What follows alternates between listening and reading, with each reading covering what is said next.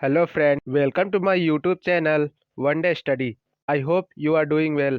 So today we are going to discuss various policies and programs. So video शुरू करने से पहले हम आपको बता दें कि अगर आप हमारे चैनल पर नए हैं तो इसे सब्सक्राइब करें और बेल आइकन को प्रेस कर लें ताकि आने वाले सभी अपकमिंग वीडियोस की नोटिफिकेशन आप तक सबसे पहले पहुंचे। चलिए स्टार्ट करते हैं आज के इस सेशन को। अभी तक हमने प्रीवियस लेक्चर्स में पढ़ा था कि क्या क्या गवर्नमेंट स्कीम चला रही है फाइनेंशियली इम्प्रूव करने के लिए और उन्हें एग्रीकल्चर में डेवलपमेंट लाने के लिए, रूरल सेक्टर एरियाज में रूरल डेवलपमेंट के लिए। अब हम आगे इन जो स्कीम्स के बारे में पढ़ने जा रहे हैं, ये सोशल सेक्टर में कैसे डेवलपमेंट लाया जा सकता है इसके द्वारा, जैसे फूड हो गया, हेल्थ हो गया, एम्प्लॉयमेंट हो गया। इन सब चीज़ों में डेवलपमेंट लाने के लिए गवर्नमेंट जो स्कीम चला रही है उसके बारे में अब हम इसमें डिस्कस करने वाले हैं। तो आज का क्वेश्चन है, in list various policies and programmes undertaken by government of India for the social sector. Answer है, following are the some rural development programmes in area of social sector undertaken in India. यानी कुछ programmes नीचे दिए गए हैं जो Indian government द्वारा चलाए जा रहे हैं। इसमें फर्स्ट है 20 पॉइंट प्रोग्राम, सेकंड है minimum needs programme MNP, third है food for work programme FFW, fourth है national rural employment programme NREP, fifth है rural landless employment guarantee programme RLEGP, next है जवाहर रोजगार योजना, नेक्स्ट है self employment for the educated unemployment youth SEEUY, next है integrated rural development programme IRDP, and last है इंदिरा आवास योजना। इन सारी योजनाओं के द्वारा हम सोशल सेक्टर में डेवलपमेंट कर सकते हैं। गवर्नमेंट ने ये सारी योजनाएं चलाई हैं। अब हम नेक्स्ट क्वेश्चन में इन सभी योजनाओं के बारे में डिस्कस करेंगे। पढ़ाई हमेशा प्लेलिस्ट से करें। अगर आपने प्रीवियस लेक्चर नहीं देखा है तो मैंने लिंक डिस्क्रिप्शन में दे रखा है, आप वहां से जाकर के देख सकते हैं।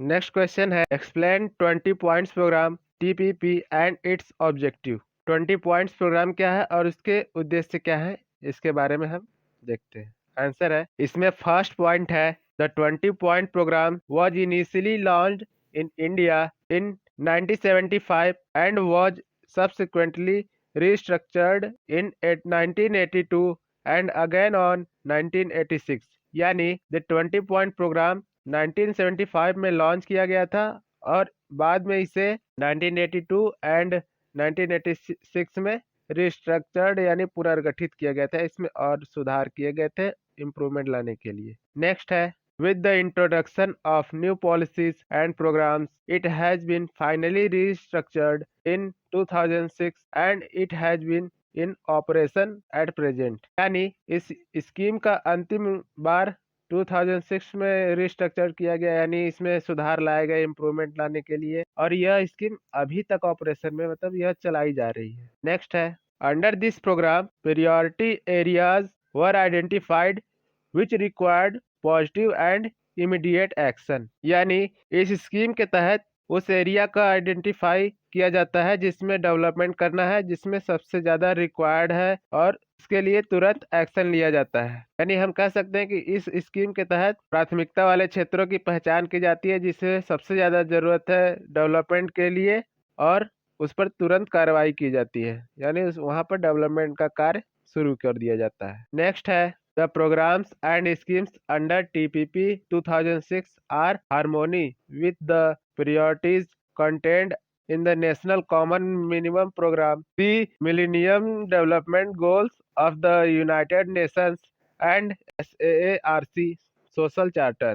यानी TPP 2006 के अंडर प्रोग्राम्स और स्कीम बहुत सारी आती हैं, जैसे national common minimum programme and millennium development goals, united nations, SRC social charter. ये सभी योजनाएं, ये सभी स्कीम्स इसमें मिलकर के काम करती हैं। नेक्स्ट है structured programme called 20 point programme 2006 TPP 2006 was approved by the cabinet of on 5 अक्टूबर 2006। यानी इस TPP 2006 प्रोग्राम को कैबिनेट द्वारा 5 अक्टूबर 2006 को अप्रूव कर दिया गया था। नेक्स्ट है, the 20 points of programme and its 66 items have been carefully designed and selected to achieve the various objectives. यानी इस स्कीम के तहत selected to achieve the various objective, जिन ऑब्जेक्टिव को अचीव करना है उसके लिए इसमें 20 पॉइंट्स और 60 आइटम्स को बहुत ही केयरफुली डिजाइन किया गया है।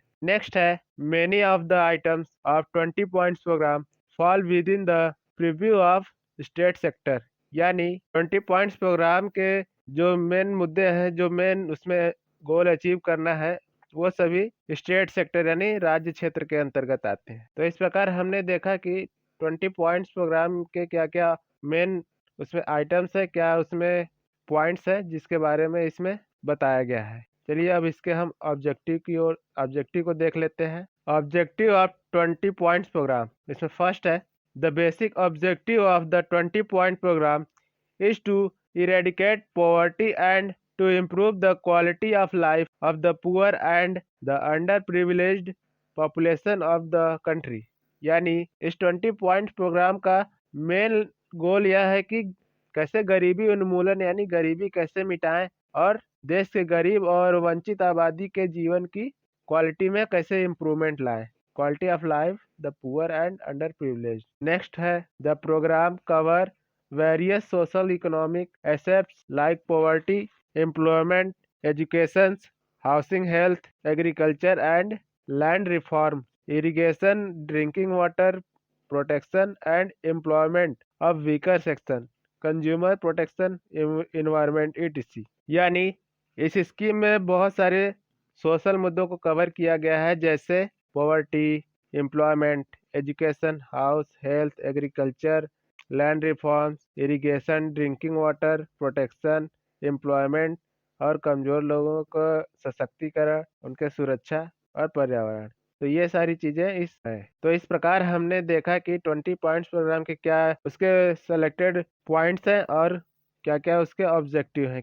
नेक्स्ट क्वेश्चन है explain minimum needs programme MNP and its objective. यानी एनएमपी प्रोग्राम क्या है और इसके ऑब्जेक्टिव क्या है, इसको देखते हैं। इसमें फर्स्ट पॉइंट है the minimum needs programme was launch in 5th 5-year plan.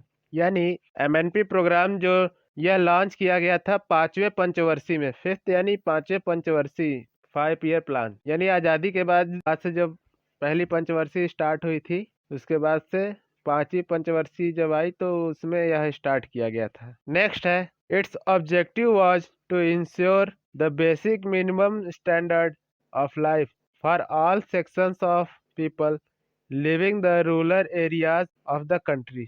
यानी इसका मेन ऑब्जेक्टिव यह था कि देश के रूरल एरियाज में रहने वाले सभी वर्गों के लोगों के लिए बुनियादी और न्यूनतम जीवन स्तर सुनिश्चित करना, यानी बेसिक मिनिमम स्टैंडर्ड लाइफ, यानी जो उनके बेसिक नीड्स हैं वो उन सभी चीज़ों की पूर्ति हो, उन्हें मिले और उनके लाइफ को इम्प्रूव किया जाए।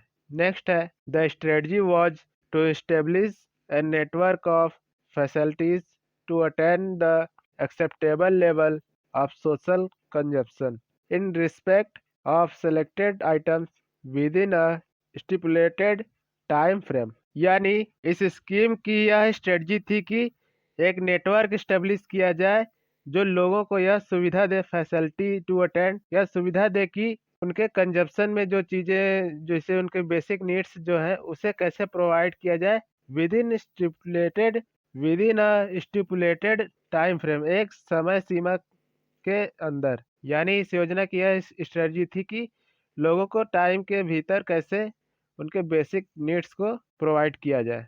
नेक्स्ट है initially there were 8 components of MNP: elementary education, rural health, rural water supply, rural electrification, rural road, rural housing, environmental improvement of urban slum and nutrition। यानी प्रारंभ में इनिशियली इस स्कीम के 8 component थे, जैसे elementary education, rural health, rural water supply, rural electrification, rural road and rural housing, environmental improvement, urban slum and nutrition.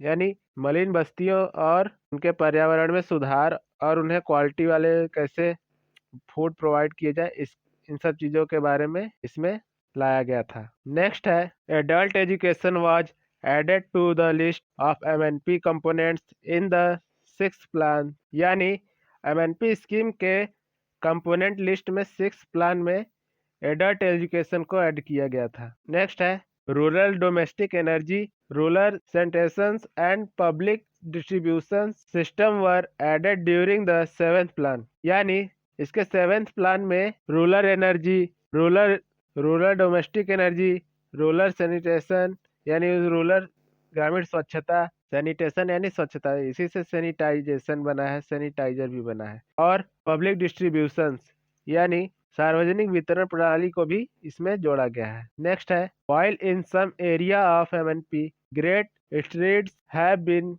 made since the launching of the program. For certain other components of the program, the extent of achievement are below acceptable level. यानी MNP के कुछ areas में यह programme शुरू करने के बाद काफ़ी उसमें प्रगति की गई है, यानी काफ़ी इम्प्रूवमेंट लाया गया है और इसके अचीवमेंट में भी प्रोग्रेस लाया गया है। नेक्स्ट है further the inter state difference in the level of achievements still remind very high, यानी इसके अलावा अचीवमेंट के लेवल में काफ़ी डिफरेंस आया है स्टेट लेवल पर भी, और अंतर्राज्यीय स्तर पर अभी बहुत ही डिफरेंस है इसमें। चलिए अब इसके ऑब्जेक्टिव को देख लेते हैं। The objectives to be achieve by the end of the 8th 5-year plan are, यानी 8वें पंचवर्षीय योजना के एंड तक जो अचीवमेंट प्राप्त की गई हैं उसे हम इसमें देखने वाले हैं।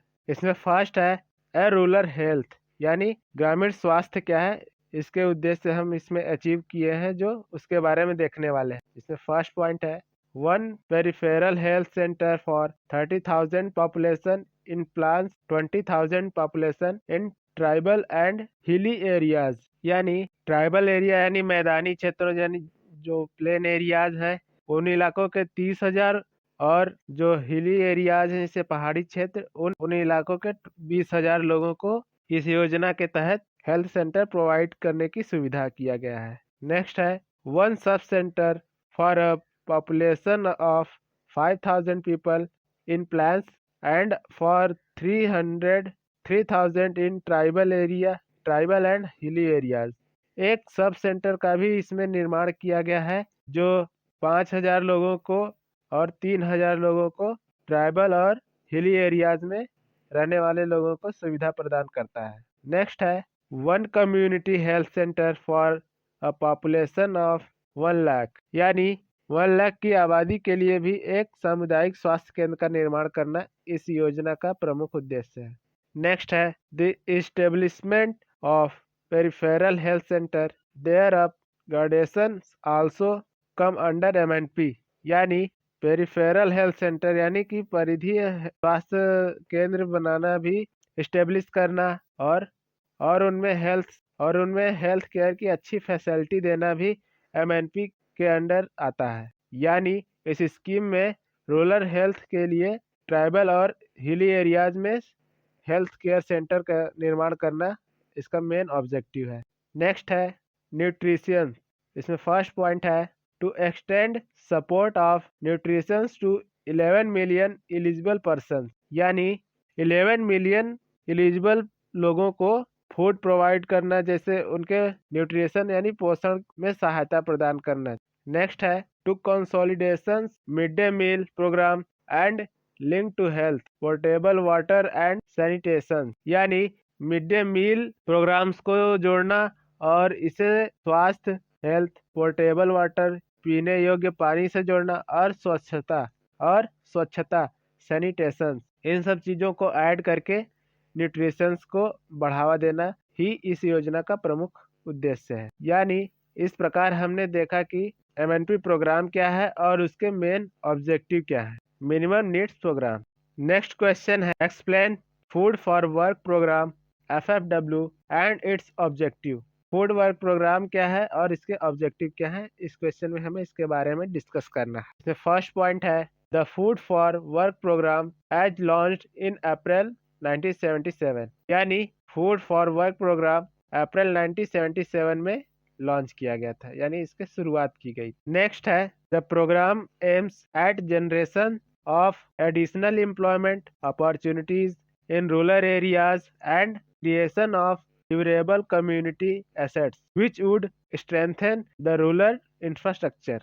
यानी इसमें हम आपको बता दें कि इस क्वेश्चन में या फिर अपकमिंग क्वेश्चन में आपको ड्यूरेबल कम्युनिटी एसेट्स वर्ड जहां भी मिले आपको यह समझ लेना है कि कम्युनिटी एसेट्स यानी सामुदायिक निर्माण। तो रूरल एरियाज में सामुदायिक निर्माण से यह मतलब है कि जिसका यूज या फिर जिससे सभी गांव के लोग लाभान्वित हो, जैसे नहरें हो गई, सड़कें हो गई, स्कूल, हॉस्पिटल्स, पंचायत भवन और स्मॉल इंडस्ट्रीज, इन सब चीजों को कम्युनिटी एसेट्स कहते हैं। इसलिए रूरल एरियाज में रहने वाले सभी लोगों को बेनिफिट्स हो। तो इन चीजों को ड्यूरेबल तो होना ही चाहिए ताकि लंबे समय तक चले।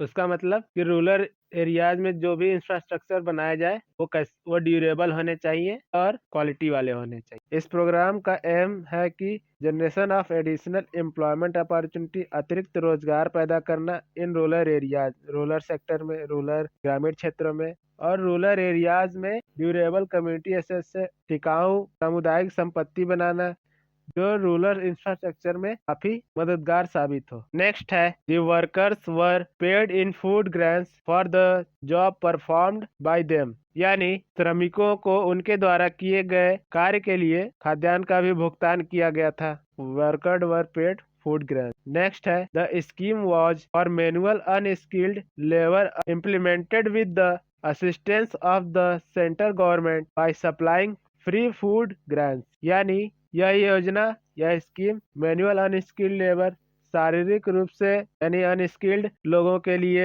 लागू की गई थी और यह योजना केंद्र सरकार को मुफ्त अनाज की आपूर्ति कर सहायता प्रोवाइड करने के लिए भी लॉन्च की गई थी। Central government by supplying free food grants. Next है the enactment of this scheme is done by the Planning Commission in Constitutions with the Ministry of Rural Development along with state government। यानी planning commission इन constitutions इस योजना के planning और क्या क्या उसमें facility provide करनी है, क्या क्या उसके स्कीम्स पॉइंट होंगे, इन सब चीजों को मिनिस्ट्री ऑफ रूरल डेवलपमेंट के परामर्श यानी एडवाइस के आधार पर सुनिश्चित किया जाता है, बनाया जाता है। नेक्स्ट है the district collector was the officer in charge at the district level and will oversee planning, coordinations and implementation of this scheme. यानी डिस्ट्रिक्ट कलेक्टर डिस्ट्रिक्ट लेवल पर ऑफिसर इंचार्ज होता है जो इस योजना के ओवरसी प्लानिंग, कोऑर्डिनेशन और इसके इम्प्लीमेंटेशन को मॉनिटर करता है, कैसे इसे लागू किया जाए, कैसे इसमें दी जाने वाली फैसिलिटीज को रूरल एरियाज के लोगों को कैसे प्रोवाइड किया जाए, इन सब चीजों को मॉनिटर करता है डिस्ट्रिक्ट कलेक्टर। नेक्स्ट है in 2006 the food for work programme merged with Mahatma Gandhi national rural development employment guarantee act with many changes in policy, enactment, implementation and control. यानी 2006 में काम के बदले भोजन मनरेगा स्कीम के तहत, अभी हमने अपने प्रीवियस लेक्चर में पढ़ा था कि मनरेगा स्कीम क्या है, यानी जिसमें बेरोजगार लोगों को, रूरल एरियाज के बेरोजगार लोगों को 100 दिन की रोजगार की गारंटी दी जाती थी। उसी स्कीम के तहत इस स्कीम को, फूड फॉर वर्क स्कीम को 2006 में कंबाइन कर दिया गया था।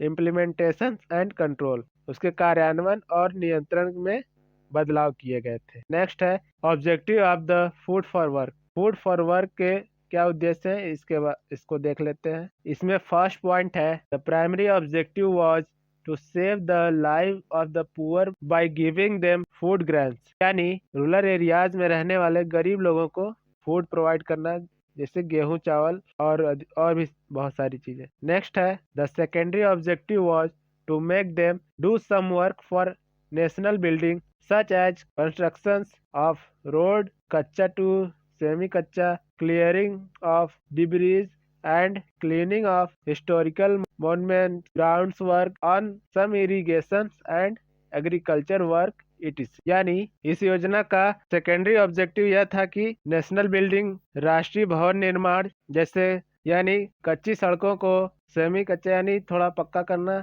क्लियरिंग ऑफ डेब्रिज, कूड़ा करकट को सफाई करना, और क्लीनिंग द हिस्टोरिकल मोन्यूमेंट, ऐतिहासिक स्मारकों की सफाई करना। ग्राउंड वर्क, कुछ जमीनी कार्य जैसे सिंचाई, एग्रीकल्चर और भी बहुत सारे फील्ड में वर्क करना इस योजना में का प्रमुख उद्देश्य था। तो इस प्रकार हमने देखा कि फूड फॉर वर्क प्रोग्राम के क्या क्या स्कीम पॉइंट है और क्या उसके प्रमुख उद्देश्य हैं। बेसिकली इसमें आप यह समझ सकते हैं कि जैसे स्कूलों में गरीब लोगों के लिए मिड डे मील योजना चलाई जाती है, और रूरल एरियाज में रहने वाले लोगों इनकी आय 2 लाख पर ईयर से कम है, उन्हें गवर्नमेंट द्वारा राशन प्रोवाइड किया जाता है, जैसे गेहूं, चावल और तेल और भी बहुत सारी चीजें। तो इस योजना का प्रमुख उद्देश्य यह था कि कोई भी गरीब व्यक्ति खाने से वंचित ना रहे, भोजन से वंचित ना रहे।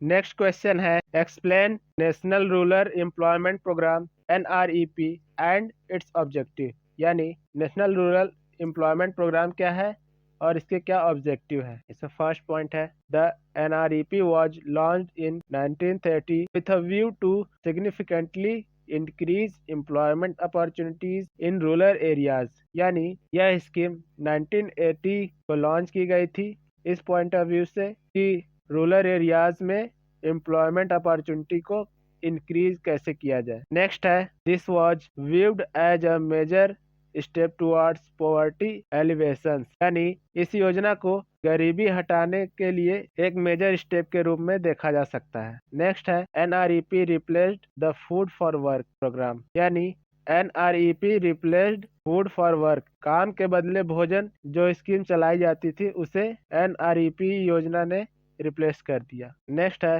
The functions of NREP was. चलिए अब इसके फंक्शंस देख लेते हैं। इसमें फर्स्ट है, creation of a large quantum of man days for work per year for the unemployed and under unemployed in rural areas। यानी रूरल एरियाज में हर साल पर ईयर अनएम्प्लॉयड लोगों के लिए एम्प्लॉयमेंट के लिए एक बड़ी मात्रा में मैन डेज प्रोग्राम का आयोजन करना। नेक्स्ट है, creation of durable community assets to strengthen infrastructural facilities in rural areas. यानी इंफ्रास्ट्रक्चरल सुविधाओं को मजबूत करने के लिए एक टिकाऊ सामुदायिक संपत्ति का निर्माण करना रूरल एरियाज में। नेक्स्ट है, in all works under NREP preference was given to landless labour. यानी NREP के तहत सभी लोगों को कार्यों में भूमिहीन श्रमिकों की वरीयता दी गई है। यानी जिन लोगों के पास जमीन नहीं है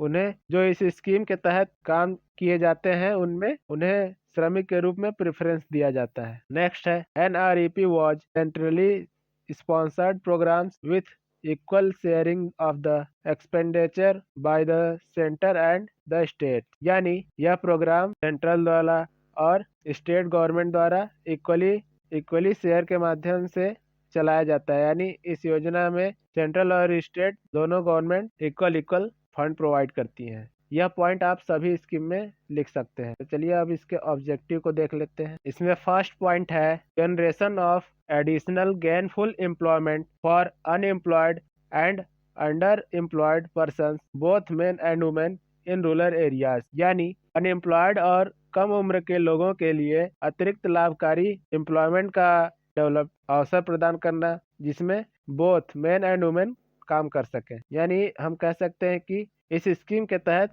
रूरल एरियाज में एम्प्लॉयमेंट कैसे जनरेट किया जाए इस पर वर्क किया जाता है। नेक्स्ट है, creation of productive community assets for direct and continuing benefit to the poor. यानी डायरेक्ट यानी प्रत्यक्ष और कंटिन्यूइंग बेनिफिट्स उन्हें लगातार लाभ होता रहे, इन सब चीजों के लिए सामुदायिक संपत्ति का निर्माण करना इस योजना का प्रमुख उद्देश्य है। प्रोडक्टिव कम्युनिटी एसेट हमने बताया कि सामुदायिक संपत्ति में जैसे पंचायत भवन हो गया, पानी की टंकी का निर्माण हो गया, नहरें हो गई, इन सब चीजों का इसमें निर्माण किया जाता है। नेक्स्ट है, in the overall quality of life in rural areas. यानी रूरल एरियाज में रहने वाले लाइफ की क्वालिटी में इम्प्रूवमेंट कैसे लाया जाए, इस योजना का प्रमुख उद्देश्य यह भी है। तो इस प्रकार हमने देखा कि नेशनल रूरल एम्प्लॉयमेंट प्रोग्राम क्या है और इसके ऑब्जेक्टिव क्या है। अगर गरीब लोगों को रोजगार मिलेगा तो फूड फॉर वर्क जो स्कीम चलाई गई थी, काम के बदले भोजन, तो यह स्कीम तो अपने आप इसमें रिप्लेस्ड हो जाएगी। इसीलिए फूड फॉर वर्क और नेशनल रूरल एम्प्लॉयमेंट प्रोग्राम में क्या डिफरेंस था कि उसमें काम के बदले भोजन दिया जाता था और इसमें लोगों को रोजगार दिया जाता है। इसमें वो अर्निंग करके सेल्फ डिपेंड होते हैं और फूड के साथ साथ अपने कई ज़रूरतों को भी पूरा करते हैं। बाकी बचे हुए स्कीम्स को हम अपने अपकमिंग वीडियोस में कवर करेंगे। तो keep watching and subscribe my video. Thank you for watching this video.